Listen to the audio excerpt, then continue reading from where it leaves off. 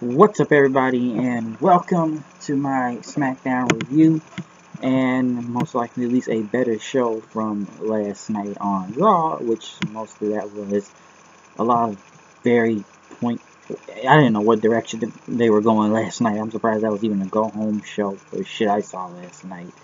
Very odd and confusing, and you can check out the review also, but mostly a shit show last night because Raw goes back into pretty much Raw's going back to being shit again. It's like every time right after Mania, get maybe 2 or 3 good shows. After that, it's back on that bullshit again. So hey, that's Raw in a nutshell for you. But SmackDown kicked off with Shinsuke Nakamura, the artist known as Shinsuke Nakamura, as he came out. He did his thing, his dance stuff. He's going to do an interview with Renee Young until Dolph Ziggler came out. Which Ziggler, he came out there and he said, he didn't speak Japanese. And he wants, his primary influence or something, of course, for Nakamura. And he wanted it what is with that wacky, that crazy entrance he does as Nakamura looked at him. And then, this is where it got odd with Ziggler's promo. He pretty much compared him to Michael Jackson and his family. He's from Gary, Indiana, underprivileged kid, circus and backyard, famous family, LaToya, Janet Jackson, Jermaine, Jackson 5. You know how the whole Michael Jackson thing works. And that he had a pet monkey named Bubbles. And later he is now reemerged in Japan under the name Shinsuke Nakamura.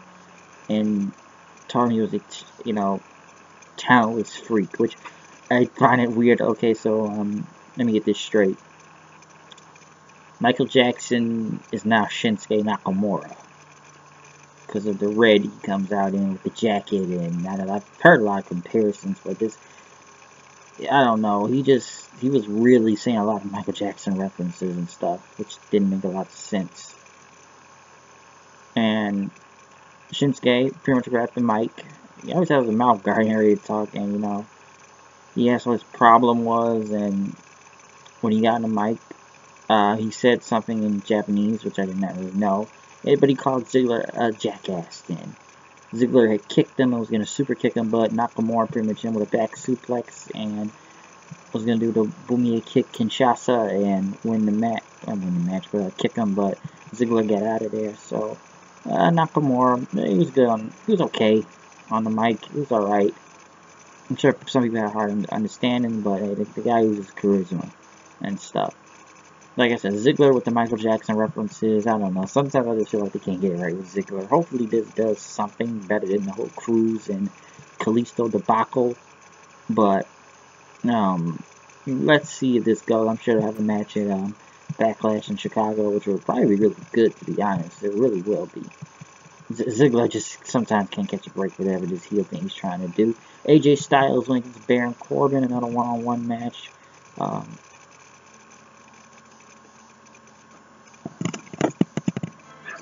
Kevin Owens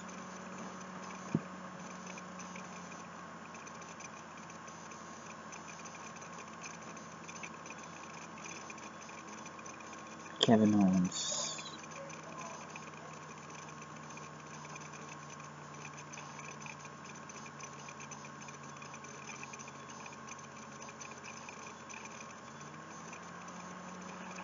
Alright, Kevin Owens.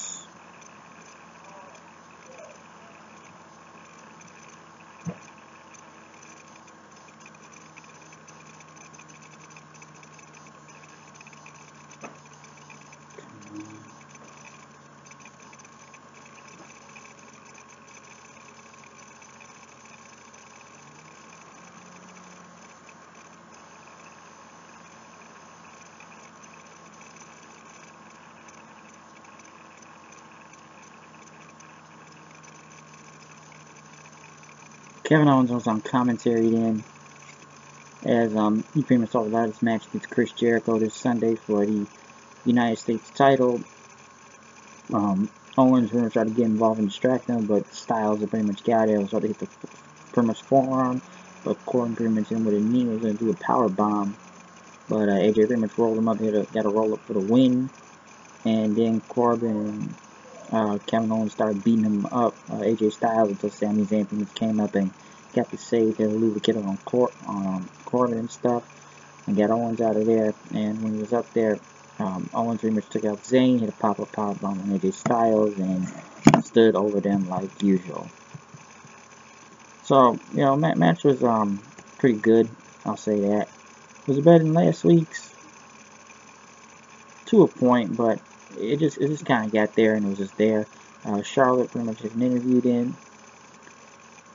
Pretty much she has, you know, the blood going through her veins and everything, and, you know, at least she didn't somewhat sound like a robot. Well, still sound like a robot in a way, but, you know, the queen needs a new kingdom and stuff. Because usually when Charlotte comes on and talks on a microphone, she sounds like a robot most of the time for some reason. So it's very annoying, especially on Raw. Trust me, it was very annoying on Raw. Most likely on Smackdown too. American Alpha went against, well, now it's the Colognes. This is the third, fourth repackage with these guys now at this point. And a beat the clock challenge to determine the number one contenders for the tag team championships. Those tag team championships. Pretty much American Alpha won, which I still don't know why Premium Epic even had a win last week out of that pointless match. That was bad last week.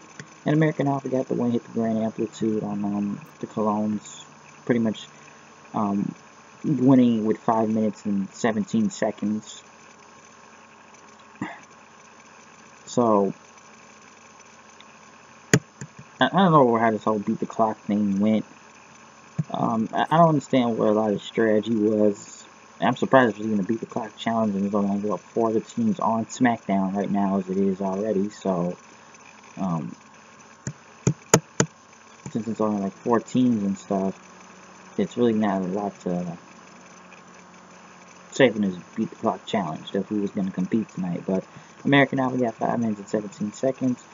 Rusev had a video. At least he wasn't handsome Rusev this time. He didn't like the Superstar Shake-Up. He doesn't like Daniel Bryan and Shane McMahon. And, you know, if he doesn't get a title match at Money in the Bank, I'm like, well, when are you coming back again? So, okay, we're going to skip Backlash. When is Money in the Bank till, what, June or whatever? July, I think. He said he's going to go back home, pack up, and go out to Bulgaria. Listen, I don't know why he's even going to do this. But why are we giving people these title shots like they're going to be months ahead? I don't get this. Like, Mahal doesn't get a title. His match doesn't happen till next month. We'll get to him in a minute. But now Rusev wants a title shot at Money in the Bank in the next month, huh? Okay. I don't think it makes a lot of sense, but yeah. he wants a title shot now, so he didn't really speak much about this anyways. But after that, they went to the other woman in the back, Tamina and Natalya and Carmella, and Ellsworth talking to Becky Lynch, even though she was with them or against them. I guess, you know, coming after Charlotte, which some people think she's sort of be a face turn, but I don't know why they would turn Charlotte face after the stuff she's done. How would she be a face technically? Randy Orton wins Eric Rowan in a no disqualification match. Pretty good match, especially with this spot with Orton in the kendo stick and hitting Eric Rowan with to go through the table. He pretty much won an RKO after putting his head through a steel chair and got the RKO for the win. He talked about Bray Wyatt, and he doesn't know exactly what a House of Horrors match is, which I'm sure nobody does. But Sunday he's gonna find out. And he pretty much told Wyatt that, you know, this match, you know, Monday's gonna be purgatory and stuff. It's gonna be eternal hell when they get to Sunday at Payback. Until Jinder Mahal came out, which I'm surprised we're going back on him. I kind of forgot about him again during this whole thing, because it's been all this whole Wyatt and Wyatt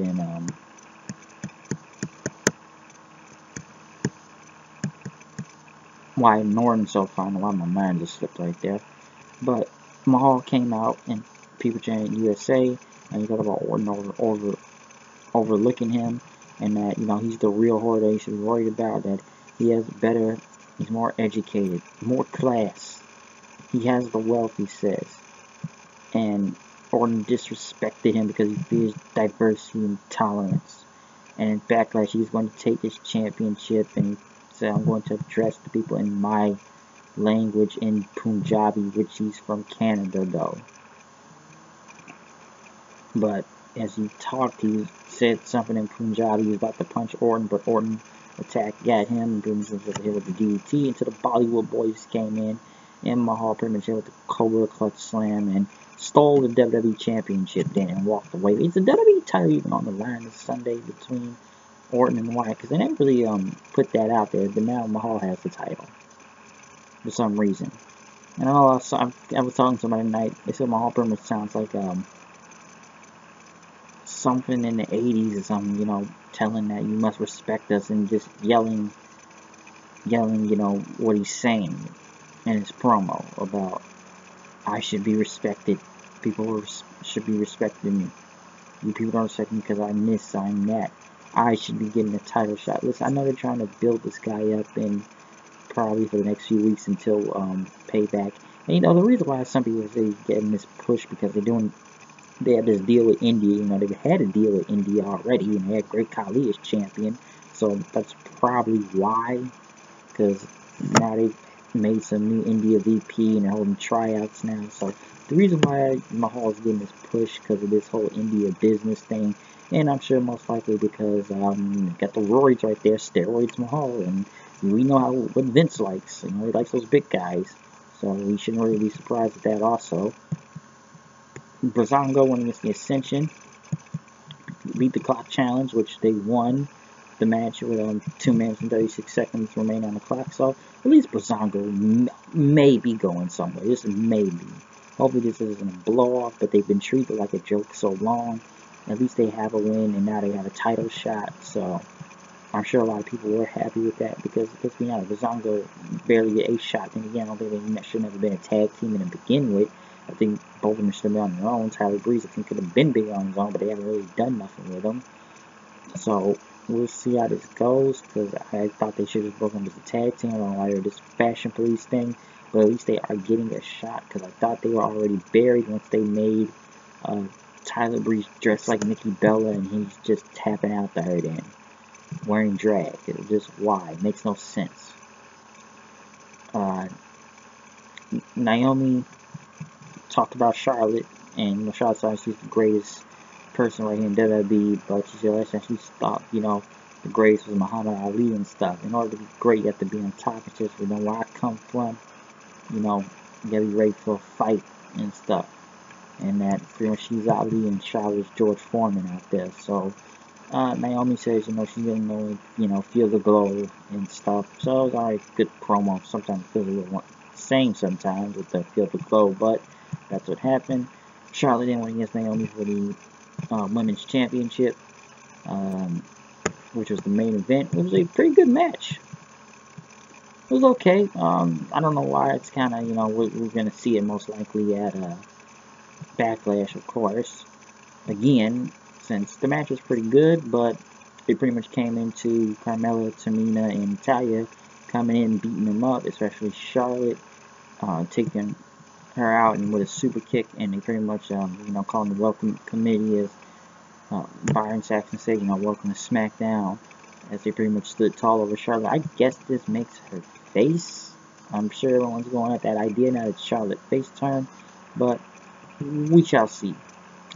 Smackdown was pretty much an okay show. It was better than the crap Raw was putting on last night. Brazongo getting a shot. At least they're maybe, hopefully they're going somewhere, and this isn't just a blow off. Because the SmackDown tag division is very weak, and it's hard to believe in. Puerto Rico 1 and 2 right there, shining star. Listen, they have over 4 gimmick changes, and we're going by the colognes now, so that's what's going to be that. It's just really tough to believe in them, really, because they've had so many gimmick changes. It's almost like, who cares? Matadors, travel agents, someone with Rosa Mendez. You forget they were even tag team champions at one point in time. Really do. But Rowan, you know, where was Luke Harper tonight? That's a good question. Where was Luke Harper tonight? Didn't see him. No Ty Dillinger that night also on SmackDown. Luke Harper really needs to get that momentum back, to be honest. He really does. Because Rowan, I don't know, he's still coming out to that Asian music for some reason, and it's just, well, we already knew Orton was winning. You know, he had a good match with Orton, but I don't know, the stuff they do with Rowan sometimes, Rubik's Cubes and jobbing everybody, it's like, he needs the Wyatt family, so I don't understand. How many times have they broken up the Wyatt family right now? I think it was 3 or 4 times at this point. I don't know. They've broken up the Wyatt family so many times it makes sense. And, you know, I should have put another side note that, you know, Mahal did steal the WWE Championship in a limo and drove off with it. So will the title even be there this Sunday at the pay-per-view? Which I thought this was for a title match, because I never thought Bray Wyatt was winning to begin with. Because, you know, I understand last night when Miz just jobbing everybody and why Wyatt and his Resident Evil 7 promos is doing this. I don't know. But, like I said, SmackDown was at least a better to decent show than Raw last night. I can say that. So, really not much to say on SmackDown. Easy, you know, quick 2 hours. Get through. Been there, done that. And, yeah, so we'll see what happens this Sunday. Payback. Will Owens still be on Raw? Or will he go stay on SmackDown? If he keeps the title. We'll just have to find out and see. Whatever this House of Horrors thing will do with Randy Orton and Bray Wyatt. And maybe we'll see if Mahal can still hopefully go somewhere. Good promo, but still really felt forced though. But I'm out of here. I'll see you guys later. Peace out.